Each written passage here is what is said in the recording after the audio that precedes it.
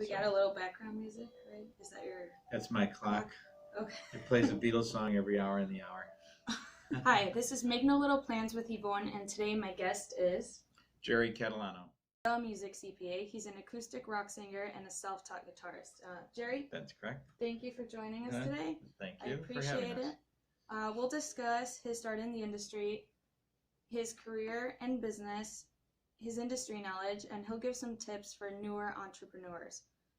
He's also going to give us a little music sample. All right, Jerry, could you tell our viewers where we are, our location, and why it's significant in your life? We're in Lombard, Illinois, which is 15 miles west of Chicago, Illinois. I live in Lombard. I'm 4 minutes from my office, and it's close enough to Chicago to represent, Chicago artists, and but not so congested to be downtown Chicago. And so, your firm name? Catalano, Caboor Company, Ltd., Certified Public Accountants. And today I'm excited also because we both have an interest in music, musicians, and accountants. Yes. Yes. All right, we're going to jump into a few questions just to get to know him a little bit better. Have you always liked music? How did it start? How did that interest start? Yes, I was actually recorded a song. I had an uncle that had a recording studio. When I was 5 years old, I recorded a song. It was just something that came naturally to me. I was always following the music scene, and I used to, when the other kids were buying comic books, I was buying a magazine called Song Hits Magazine, and always following the music, from that age all the way to, 10, 12 years old. And then, of course, in 1964, when I saw the Beatles on Ed Sullivan, that was it. I figured, well, if they can do it, I can do it. And that's when I started my first garage band, in those days. I was in a rock band in the 60s, a band called the Rough Riders, and Jerry, and actually 3 different rock bands, Jerry and the Aristocrats, Jerry and the Royals, and the Rough Riders. You studied accounting. That's right. That was your major. Why did you pick accounting, and also what did you do that was musical at the same time while you were studying? Well, in 1970, when I was working as doing A&R and doing the songwriting, I thought, well, I'm going to get a career in music. And as I learned, the people in the industry at the time were not people that I would want to deal with. And from that perspective, it soured me on being in, that was the way the career I was going to go with. I went into accounting because my father was always in business for himself, and he was always in trouble with somebody, the government, the state of Illinois, or the city, or the federal government, the IRS. So I thought he needed an attorney. So I went to college and decided I was going to be an attorney. And after a couple years, realized that what he really needed was a good accountant. So I switched from a law major to a accounting major, and became a CPA to help him, basically, to get him straight. And wow, that's why I got family loyalty right there. Yeah. Yeah. Wow. You mentioned a bit about the music industry at that point. Were you mainly in Chicago where you were trying to start your career? Yes, we had a studio. This company was called Zark Attractions, and it was down in Oak Park, Illinois. We had a studio down there. It used to be an industrial film studio. That's where the offices were, and we had rehearsal areas there. We could sign acts, bring them in, dress them up, get them ready to go out, on the road, and get them booked and stuff like that. So it was in the area in Chicagoland, because I convinced an attorney and a CPA at the time and a banker that there was tremendous talent in Chicago that was going unheard. Because the 60s, there was a scene here in Chicago with Crying Shames, New Colony 6, Shadows of Night. And that scene was, it kind of fizzled out in the 70s, but there was still a lot of talent here. Mm-hmm. And in 1970, Columbia Records was here, Ampex Records was here, Chess Records was here. There were major labels. ASCAP had an office here. VJ Records was here. VJ Records actually was the record label that put out the first Beatles album. It was called Introducing the Beatles. There was also tremendous talent, but no one seemed to be mining that talent. So that's why I convinced these guys, let's do that. And there was some money put into it, and like I say, it ultimately did not work out. And I had an opportunity at that time to do a solo thing. But as I say, the people I met, the managers, the brokers, the record label executives were just not very nice people in that era, and it turned me away from that. So, but it didn't kill my love of music. It just said, a career in music, God is not leading me that way. I got pretty discouraged and quit actually playing my guitar for 15 years. Then started writing it. Then started again when my son took an interest. Well, thank you for painting a picture of the music scene in Chicago at that point. Is there, what I'm curious about is why they're not here anymore. Do you know what happened that larger presence is not here for that infrastructure? Well, the problem with Chicago is we're a blue collar town, okay? The statement is, on the West Coast they show, on the East Coast they talk, in the Midwest we work, okay? And because we're a blue collar town, the club scene isn't the same as it is in the West Coast or the East Coast. In New York they'll have a club scene that'll be, every night of the week till 4 in the morning. We don't have that here because we go to work. We don't have that club scene. And the club scene is where a lot of these new acts develop, and where the record labels at the time are looking for those acts to sign and to bring them into the fold. So without that club scene, Chicago wasn't even become the second city anymore. I mean, it's probably the fifth city now. Nashville is the big town, and they have a big club scene. And we just don't have that scene here. We didn't have it then, and we kind of don't have a lot of that now. We don't have a lot of clubs, although there's more going on. There's more live music now. There's more smaller venues playing live music. Live music has made a big comeback, so I'm hopeful that the future is back to Chicago, but there's still, all the major labels pulled out. There's none of them are here. So but that's not the way it works anymore anyway. Now a label to sign you is basically to sign you to distribute you. They want you, if you want to make it in the music industry today, you have to create yourself. So you have to go out and get your own audience, record your own music. There's all the Spotify and all the streaming sites you can get onto, and YouTube videos, just like you're doing here, can give you ways to promote yourself. You read my mind. My next question was going to be, can you describe the changes over the decades in the music industry? Is there anything else to add? Yeah, the biggest thing in today's music industry, the only people really making money are the people that are doing live performance and the people that are getting licensing and sing.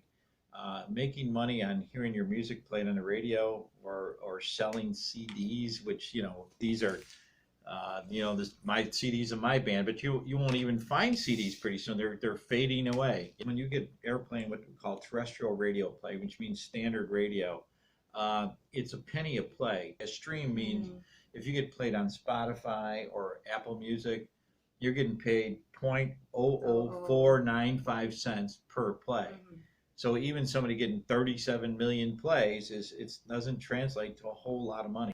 ASCAP and BMI are the two songwriting associations that pursue media play. You're on XM or you're on YouTube, it's SoundExchange that's collecting those royalties for you. And that's for there's a royalty for the writer, but there's a royalty for the performers of the song as well. And as a songwriter, you also know about getting paid for performances. Can you share the Conan story? Yes. I wrote a song for Sun Seals back in the year 2000, and he recorded an album called Letting Go. It's on Telarc. He recorded the song. He played the song live on the Conan O'Brien show. I have Conan's autograph. And that night, I received a royalty check for $1,500 for a single performance of my song on network television. And how much does the performer get? The performer gets, for his appearance, they'll get a standard rate of like $300. So he made $300, I made $1,500 for him performing my song on the Conan show. So definitely good to be singer-songwriters. Yeah, that's right. Exactly. Together. Time was always there. Didn't have a care, no.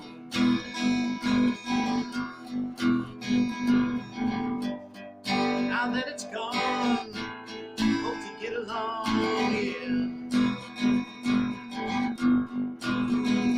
Sometimes you just gotta let it go.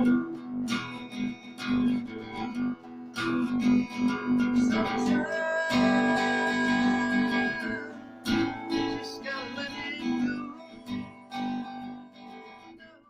you mentioned that about 20% of your work experience has been with entertainers, music industry Right. people. Can you share what you have needed, what skills you have needed in order to be successful at serving them? One thing, I'm a member of NARAS. It's my 20-year certificate on the wall there.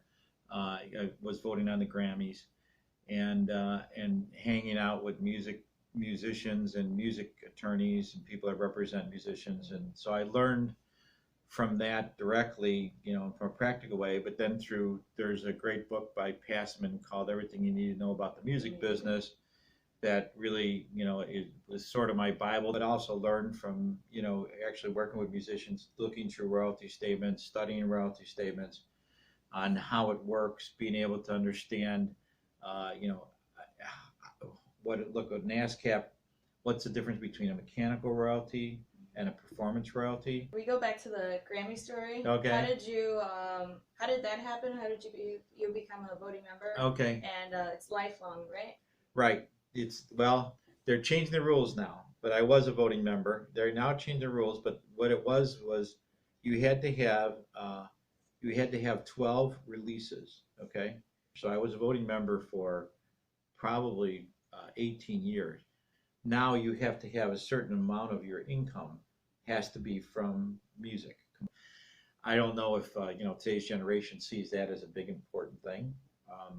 So even the artists, when I talked to them about joining, that artist that could qualify, it's sort of a joke. Oh, why do I want to do that? But the Grammys over the years have been very positive. Look at Taylor Swift. I mean, her career really got launched when she won her first Grammy. Have you been in a situation where you've had to let a customer go? We did work for the 1950s group called the Dells. They had a song called, a big hit in the 50s called Oh What a Night. And they asked us to do an audit for them for Universal Records. So I sent the guy out to California, and the lawyer assured me I was going to find missing money, and that he said, take this on contingency. So I sent somebody out to California, and he sat in a room for a week going through their records. And we discovered that what we really needed was their foreign, because these guys were still, and even though they were in their 70s at the time, were still performing overseas. We felt there was missing royalties and foreign royalties. So we asked Universal for their foreign records, and they said, sue us. So we came back here, so told the band, hey, you're going to have to sue them to get the records, which is crazy. But they found a lawyer that was willing to do it on contingency as well. Just before they were about to file the suit, Universal called the Dells and said, hey, we're going to put out a new box set for you guys. And they dropped the whole thing. So I lost out completely. 10 years later, the Dells called me back and said, hey, Jerry, could we do that audit again? I said, no way. He said, I'm not doing anything for free. No more contingency. If you want to pay me to go out there, I'll go. So we're at our next section where I just want to ask you a couple questions about your musical tastes and preferences. Okay. So these are going to be shorter answers. Okay. What is the best live concert or music performance you've ever been to live? Rolling Stones. Who's the most famous person you've ever met or seen up close? Wow, most famous person I've ever met or seen up close. Wow. Well, probably Max Weinberg, who was the drummer for the E Street Band, and Conan O'Brien. Has Maximilian been the biggest name you've worked with, if you can actually say names? No, not, well, he was at that time, but now we work with, we now work with, well, it's on my wall, Umphrey's McGee, and we work with Louis the Child. So, and they're both, pretty big right now. If there were a movie made of your life, what would the opening track be for the soundtrack? Good Vibrations. By Beach Boys. And if you could work with someone dead or alive on a duet, or I guess maybe music business related, who would you work with? Who would you pick? Wow. Dead or alive? Dead or alive? I would say Paul McCartney. He's not only, a good writer and performer, but he's a pretty good businessman too. So I saw a video of you singing with some younger girls, young kids, maybe grandkids. Grandkids, yeah. Yeah. Yeah. So do your offspring want to be in the music industry, and then how do you feel about it? No, they don't. They both. None of them really took my three kids. None of them really took. I mean, they all like music and listen to music, and all tried a little bit, but none of them really pursued it at all. My grandchildren, on the other hand, I have a couple of them that play violin, and I have a young grandson that's only 4 that he has an incredible interest in playing guitar and playing music. I'm having hopes that maybe he'll take it up. Jumping to an activity that's more related to the business side of music, and based on your interactions with different customers you've had and your own experience, can you say a couple words of wisdom, maybe takeaways for each term that I'm going to give you? Crowdfunding for projects. Well, I have a client, the company of Thieves. You don't have a label right now, go out and do a crowdfund for it, because you've got people that really want to hear your stuff, okay? If you have that, if you've established that, crowdfunding is an excellent way to raise money to, get your next album out, perhaps raise money for your tour. What about a 360 contract? It's the worst thing you can do. A 360 contract, what a 360 contract is that the label, they have a piece of you on everything you do. One of the also things that I do is litigation support. I worked for an artist, Maximilian, back in the mid-90s. He had a big song with Fat Boy, and his record label, SOS, said he owed them $250,000. It had to be recouped. And by the time I got done in court, they gave him a check for like $600,000. And he got his masters back and got out of his 360 contract. What about Penny Letter? Duke Ellington's 100th birthday, they put out an album of current jazz artists that were writing new songs in the Duke Ellington style. And so I got a call from Capitol Records. He said, we want to know how many pennies we're going to get per unit sold are you going to get, and based on the contract that you signed, And in their case, it was very little, because most of the money was going to the foundation. Kind of mechanical royalty? It was mechanical royalties, okay. Right. So mechanical it's a letter royalties. for that. I've spoken at the American Bar Association, say, I wish you lawyers would just tell us it's going to be $1, or it's going to be 50 cents, it's going to be whatever it's going to be, as opposed to having to look through 40 different pages of what's going to come out and what the net is. All right, we've gotten to the portion where I'd like to turn it over to you. We have a Facebook page. We have a website. It's catalanocaboor.com. In which on our website we have a lot of financial tools, and we keep you up to date on current tax law changes that are happening. We're a full service firm. We're peer reviewed. We're one of the 8 firms in Illinois that does the Illinois Film Credit. We have people in the service industry like doctors, lawyers, accountants, architects, consultants. We have manufacturers. We have people that are in the automotive industry for repair and sales. We have retailers for restaurants and bars. We have a full variety, and our biggest clients really are about our firm is the way that the ownership is more than anything else. They're closely held. They're all mostly family-owned, closely held companies. Okay, that engage. We engage family here. My daughter works with me. My son works with me. My sister works with me. One of my partner's wives is our front desk person. One of my partner's sisters does all our billing. And then we have a website for our musicians called themusiccpa.com. And on themusiccpa.com, we post a lot of articles about the industry. The Music CPA has Right. promotional Right. stuff that's Right. actually guitar picks Right, yeah. for musicians, Yeah, which I exactly. have used my rewards card as a guitar pick. Yeah, there you go. Very cool. My son does all our marketing, and he every week posts a song called Catman's Choice, in which he picks an artist that he features on our website. So there are 3 albums that the Force has out on. They're on Apple Music, they're on iTunes. All the stuff is on Spotify. All the digital side as well. And that's FOURCE. Yeah, it's FOURCE, right? It's Yeah. spelled wrong. Because if you look up FORC, you'll probably get a Star Wars thing. Uh-huh. We didn't think about that when we named ourselves. But we've been doing it Google for 10 years. AdWords. Right. So just one more thing. Would you complete this statement? Okay. The purpose of music in this world is? Escapism, I guess, or to make you happy, or get you over being sad, or calm you down. I mean, we have a client that writes music in certain frequencies for healing, for example. So, Jerry, thank you very much. you're welcome. Thanks for sharing none of your little plans with us. Okay. They've been big plans. And viewers, thank you for watching. This was Making a Little Plans with Ivonne. Until the next episode.